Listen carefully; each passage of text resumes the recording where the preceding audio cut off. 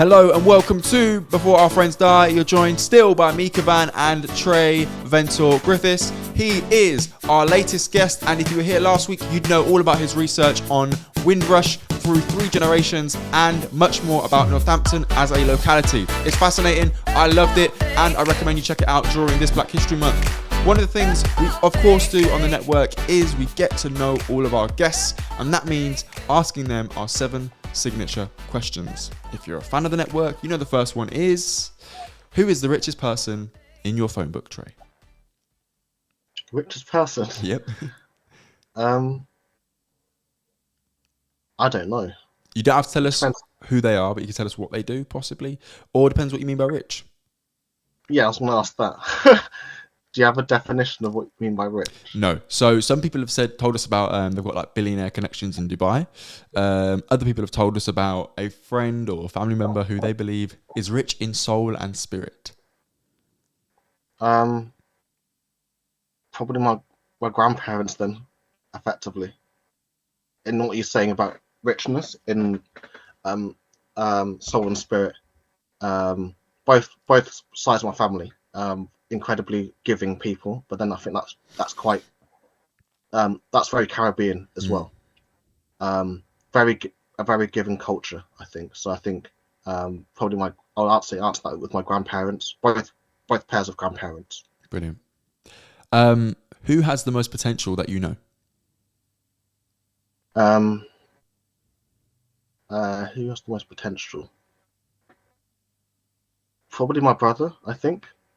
And he's already doing amazing things, and I think he'll just, his generation will just soar, I think, because I wish I had the level of confidence that he has at that age. And yes, I'd say my younger brother probably has the most potential of anybody that I know. Who is the most influential person that you know? Influential. Ooh. My mum, maybe, locally, because when people see my surname, they mention either 2 people.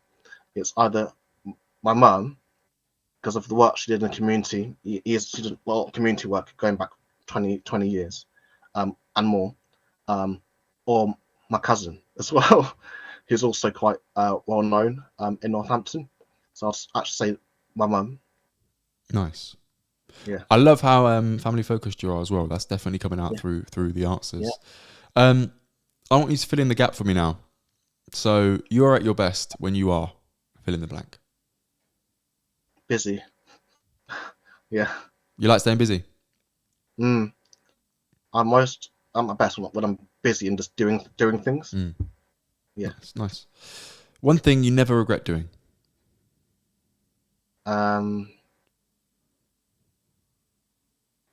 Going to university, I think.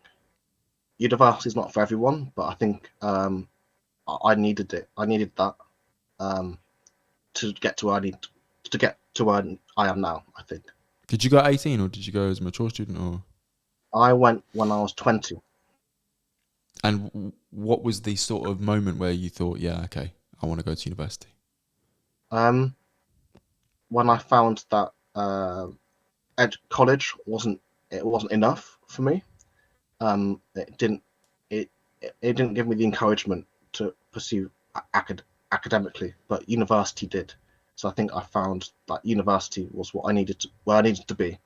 And since going to university, I think that's one sector where I felt that it has its problems, obviously, but it's also somewhere where I could be the person I wanted to be, somewhat, compared to other places. Brilliant. I love that. Yeah. So you're how far into your PhD?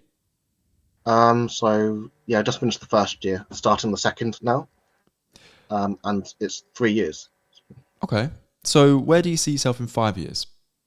Probably doing similar projects, but elsewhere around the country. So doing other historical investigations around like Black history, but out in the towns and the rural. So also decentering the big cities, but looking at other places that might have a black history that we don't know to look for yet. Fascinating. Keep us in the loop Yeah. on that. We can definitely do a part 2, 3, 4, and 5. Yeah. Right. How old are you, roughly, if you don't mind me asking? 27 years old. So, what is the advice that 27-year-old Trey would tell Mm. 17-year-old Trey? Do what you want, basically. Don't you find that when you're younger, people give you advice. They just give you advice that you don't actually need. You need to do what you want to do, because it's your life to live. Nobody else is going to live your life for you. Eventually, it's your life, so you got to do what you want to do. So I think that's what I would tell 17-year-old me.